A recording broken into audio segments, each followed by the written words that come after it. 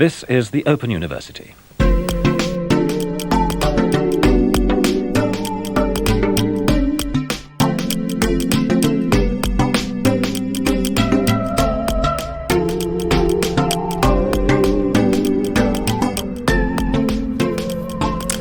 Hello, McQueries and Maderies. You've probably been querying where the hell is Momus, lecturer Momus. He's let us down. He hasn't made a video in 3 months, and for that I can only apologise and hope I can make up with quantities of sunshine in this one.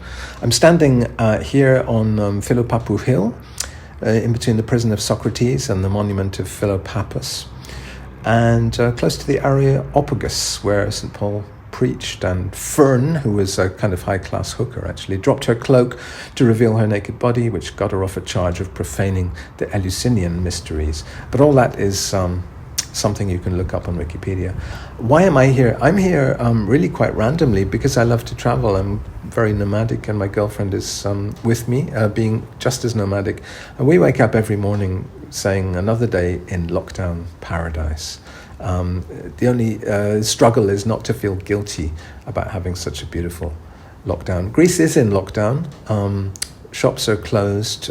In theory, if you were just to base your ideas on what the papers say, you have to get written permission from the government even to leave your house. But actually, it's not like that at all. You just you fill out a little form. I mean, ideally, you do it on your phone, and you get permission to exercise or go shopping or go to the bank or whatever. But there's no time limit and no distance limit, really. So, and public transport is running. So we can take trains every day down to the beaches, up to the mountains. I mean, this city it's got aspects of so many other cities. And really, I'm picking up where I left off last time, which is that I said, just by happenstance, because I've been reading something on Dezeen about Athens being the new Berlin.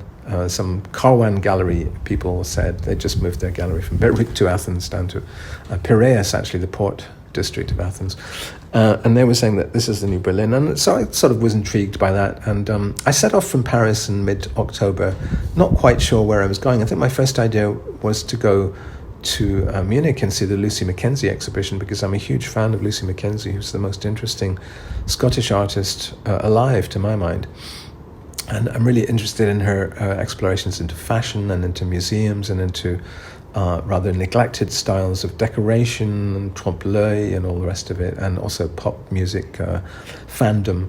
All these things which are her interests are assembled in this exhibition in Munich just now, but of course it locked down as I started approaching. I made a slow approach from Paris. I went to Strasbourg. My girlfriend was in Mulhouse. Then we went to Basel, we went to Zurich, we went to Milan, then we headed down to Bologna, then we headed to the home of D'Annunzio, which is of course called Pescara, a beautiful fishing town on the east coast of Italy, then to Bari, and from Bari we took the ferry to Patras. And that was a bit of a traumatic journey for me, because, of course, that was the Greek ferry which gave me the eye infection, which led me to losing my right eye back in the late 90s. But this time it went without mishap. It was a very smooth crossing. And basically we had this feeling, Noemi and I, of surfing on a wave of fear, because each country we passed through kind of closed down shortly afterwards, went back into lockdown as the second wave of COVID hit. So it's either the best or the worst time to travel. I haven't really worked out which. There's been some fantastic deals on hotels, half-price rooms, empty hotels. Often if they have saunas, spas, swimming pools, that's all closed, of course, and the breakfast is very minimal, and you have to sort of eat it outside. But it actually is kind of an amazing time to travel, because you see these places which are otherwise very, very over-touristified, empty. I mean, I think it's sad. I think it's also very sad because I really miss the presence of especially the international tourists. And when we eventually arrived in Athens, of course, there were still tourists coming in from Britain and from other places, and everything was still open, all the shops were still open, so it was very much, and it was still really summer weather, so everyone was dressed very skimpily, and there was that holiday atmosphere you get, especially down at the beaches and things. But gradually, of course, Greece has been closing down, not because they have particularly high COVID rates, deaths per 100,000 or anything, but simply because their hospital capacities are very limited and the old people are at risk. So everyone else is really sacrificing their liberty for the sake of those old people's lives, as they're doing elsewhere. But it's just the numbers here are much lower, and that may be partly to do with the sunshine, to do with the outdoors life, because outdoors is much safer, etc., etc. But it's been a really great chance for me to investigate, as an adult, a city I knew as a child. I was very restricted in my kind of movements as a child, as children are. Children are under constant lockdown, if you like, because I could only really go to Paleopsychiko, where I was at school and living, and then downtown to the sort of the area, Kolonaki area, where my dad's office was. So I knew these rather privileged and boring areas. And really what's excited me this time has been the poorer areas, the more suburban areas, the sort of slightly crumbly and funky areas. So really, I suppose I'm now in a position to answer this question I posed in the last one: is Athens the new Berlin? And it's a complex answer, of course. I went to the Karawan Gallery, although it was closed by the time I got there. And that's in an area of Piraeus which is actually more like Williamsburg or Bushwick to my eyes than Berlin. It's got those old auto shops and kind of industrial facilities, which are, some of them, being turned into cultural production facilities, but not many. It's still very much, just car shops and empty lots. There's a lot of empty buildings in Piraeus. There's also a kind of exciting energy there, a sort of immigrant energy, and the cheapness thing, which I really respond to. I love very cheap places which are run down, which have old signs, which haven't been repainted in years. You'll see from my photographs the kind of things my eye is attracted to. It's beach balls, it's cacti and palms, it's a kind of isometric projection where you look from 45 degrees down in a kind of graph paper pattern, which is broken by pumpkins, the shadow of the person taking the photograph, odd things in shop windows, faded old photographs of islands and palm trees. My girlfriend is a favorite subject, of course. Myself continues to be a favorite subject if I'm looking interesting that day. Pine trees. I love the shapes of the pine trees here. I love these sort of dry Mediterranean scrubland, especially the parkland around the Lycabettus Hill. That's a beautiful park. And there's a whole series of connected hills, which actually makes Athens a bit like Seoul, in that sense, that Seoul has these pine-covered hills and little jagged mountains in the middle of the city, which are this amazing rural respite from the urban pressure.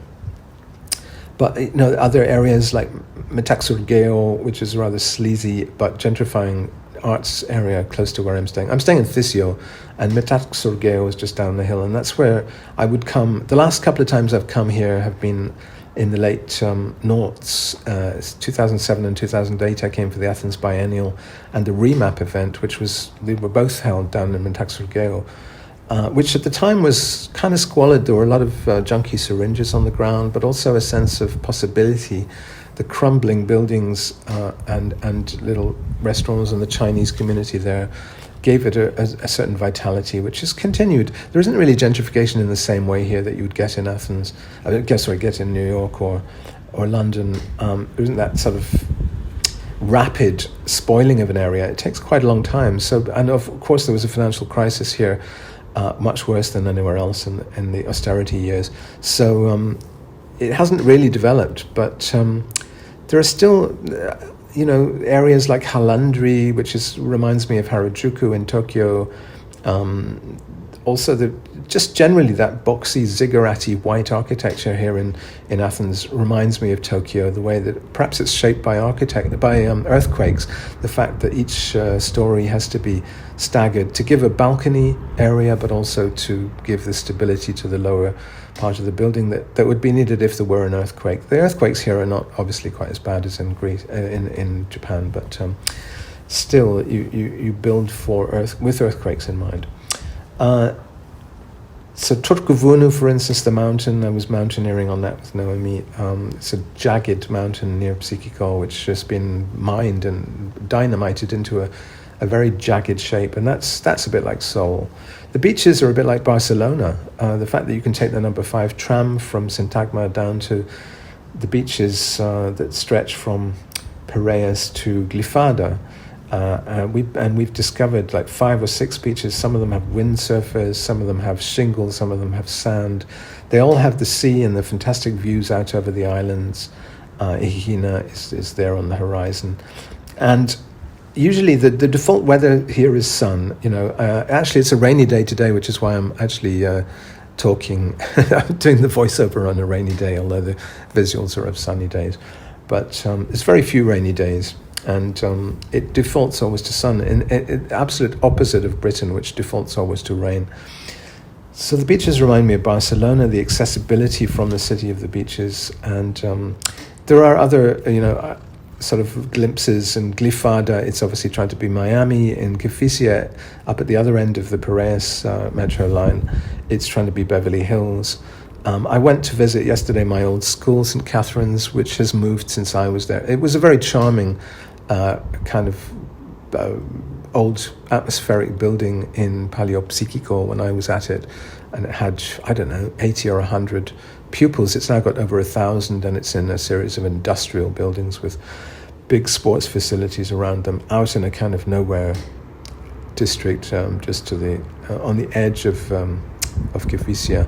So it's really lost a lot of charm and a lot of atmosphere. It used to be surrounded by palm trees and just have this almost Egyptian kind of atmosphere, like a colonial Egyptian atmosphere. And it's now, that building in Sikiko is now the South African embassy. Not what it was. And Sikiko is terribly boring. It's full of sentries and sort of security guards and nobody walking on the streets at all. It doesn't seem to be lived in, and there's no shops. There are parks and things, and it's scenic on the hills there, especially on a sunny day. It can be beautiful. And the smells of the pine trees there, and there's a certain combination of smells which is super evocative for me, having lived here as a child. It really brings it back. But and a lot of wild cats everywhere to pet. So a lot of Naomi and my day is spent drinking quality coffee, which Google Maps always tells me I'm only 69% compatible with, because I do not seem to be interested in notable coffee. Very insulting. I'm actually very interested in it, and actually there's been a surprising amount of excellent coffee. One of the best areas in terms of that is Kukaiki, which is just round the other side of the Acropolis Hill from here. It's like the south side of the Acropolis Hill, and that's got a lot of places like Konono, which is like a restaurant and cafe, or there's a place called Take Me, I think it's called, and there's another one called BT or something, B/D. They're all kind of on the same street, which is the hipster street, the most hipsterish kind of street in Athens, as far as I could see so far. You can buy Apartamento magazine and Take Me. Is it Take Me? Something like that. I'm not sure how long I'm going to stay here. I'm extending. The downside. I'll say the main downside is that it's still a very car-based town. There's a lot of car shops. Like Neo-Psychiko is dominated entirely by car repair shops. The areas around, I don't know. There's some sort of sleazy areas like Ammonia, Attiki, Athens Station. There's kind of it's quite an excitingly vibrant, but also a kind of dangerous area where, there was an attempt on our wallets at one point, which failed luckily. There are guards at every metro station, so you're kind of safe if you stay around where the guards are. And so there's only like 3 stations which are kind of dodgy, as far as I can see. I mean, Metaxorgeo is also meant to be dangerous, but I think it's kind of a lot less dangerous than it was even 10 years ago. So the car culture is a downside. The decarbonisation has not really advanced very far here, but there are pedestrianisation schemes, there are kind of street narrowing schemes, and the street markets are really fantastic. Pretty much every day in a different district there'll be a fruit and vegetable market. And we always go to those. There's a really good one in Neos Cosmos, for instance. I used to really enjoy the so-called Gypsy Flea Market, which was here at Thisio, but it's moved out to an area kind of in the middle of nowhere, in between here and IKEA. I even went out to IKEA, being a bit of a fan of IKEA in general, while it was still open. And of course, it's the box that you find everywhere. But that's the fascination, is just what variations you're going to find in that box. The people are going to be obviously different. In Berlin, it's full of Turkish people. In Osaka, it's obviously full of Japanese people. Here, it's it felt interesting to be in a Greek IKEA. And I don't know how long I'm here. I'm basically, the rest of my life, I'm just going to be traveling. I just love traveling so much. And maybe even especially at a time when it's difficult to travel, or not many people are traveling, and there are all these challenges. But generally, I just feel almost guilty for having such a nice, soft lockdown, another day in lockdown paradise. I hope at least I could assuage my guilt a little bit by sharing some of the sunshine with you guys. You guys, oh my God, I can't believe I said you guys. What am I doing? Open University.